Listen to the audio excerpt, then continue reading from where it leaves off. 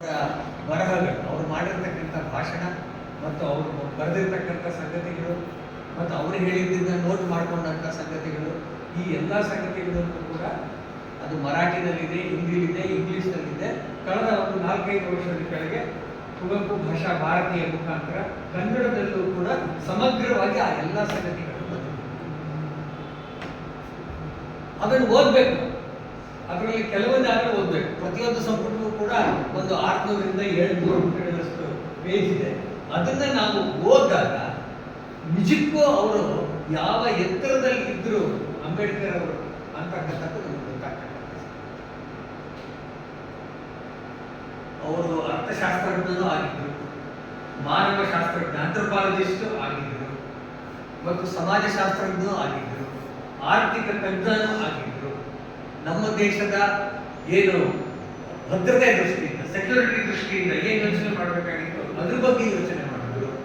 ಹೀಗೆ ಯಾವ್ಯಾವ ವಿಷಯಗಳು ದೇಶಕ್ಕೆ, ಸಮಾಜಕ್ಕೆ ಅತ್ಯಂತ ಅವಶ್ಯಕವೋ ಆ ಎಲ್ಲ ಸಂಗತಿಗಳ ಬಗ್ಗೆ ಅವರು ಅತ್ಯಂತ ಅಧ್ಯಯನಪೂರ್ಣವಾಗಿ, ಇದು ಬಹಳ ಮುಖ್ಯವಾಗಿರ್ತಕ್ಕಂಥದ್ದು.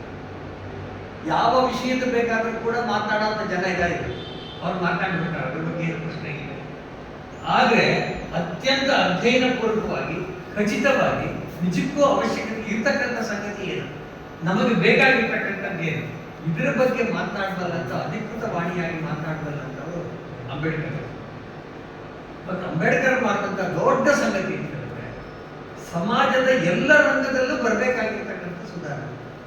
ಈಗ ತಾನೇ ನಾನು ಯಾವ್ಯಾವ ಸಬ್ಜೆಕ್ಟ್ಗಳನ್ನು ಹೇಳಿದೆ ಅವೆಲ್ಲವೂ ಕೂಡ ಸಾಮಾಜಿಕವಾಗಿ ಸಮಾಜಕ್ಕೆ ಬೇಕಾಗಿರ್ತಕ್ಕಂಥ ಸಂಗತಿ. ಅವು ಎಲ್ಲದರ ಬಗ್ಗೆ ಅಲ್ಲಿ ಏನು ಬದಲಾವಣೆ ತರಬೇಕಾಗಿತ್ತು, ಪರಿವರ್ತನೆ ಏನಾಗಬೇಕಾಗಿತ್ತು, ಇದು ಎಲ್ಲದರ ಬಗ್ಗೆ ಹೇಳುವಷ್ಟು ಅಥಾರಿಟಿ ಇದ್ದಂಥ ಒಬ್ಬ ಮಹಾನ್ ವ್ಯಕ್ತಿ ಅಂಬೇಡ್ಕರ್ ಅವರು. ಅಂಬೇಡ್ಕರ್ ಅವರು ನಾವು ನೋಡ್ತೀವಿ, ನಾವು ಬಹಳ ಪ್ರಾಚೀನ ಕಾಲದಿಂದಲೂ ಕೂಡ ಬುದ್ಧ, ಶಂಕರಾಚಾರ್ಯರು, ಹಾಗೇನೇ ಬಸವಣ್ಣನವರು, ಮಹಾತ್ಮ ಫುಲೆ, ಸ್ವಾಮಿ ವಿವೇಕಾನಂದರು, ಈ ಸಾಲಿಗೆ ಸೇರ್ತಕ್ಕಂಥ ವ್ಯಕ್ತಿ ಅಂಬೇಡ್ಕರ್.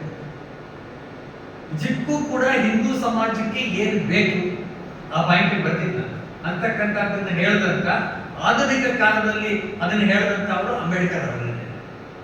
ಹಾಗಾಗಿ ಅಂಬೇಡ್ಕರ್ ಅವರನ್ನ ಬರೀ 2 ವಿಷಯಕ್ಕೆ ಸೀಮಿತ ಮಾಡೋಕ್ಕಿಂತ ನಿಜಕ್ಕೂ ಕೂಡ ಈ ದೇಶಕ್ಕೆ ಅತ್ಯಂತ ಅವರಿಗೆ ಬೇಕಾದಂಥ ವ್ಯಕ್ತಿ, ಅವರಿಗೆ ಯಾವ ಸ್ಥಾನ ಸಿಗಬೇಕಾಗಿತ್ತೋ ದುರದೃಷ್ಟವಶಾತ್ ಆ ಸ್ಥಾನ ಸಿಗಲಿಲ್ಲ.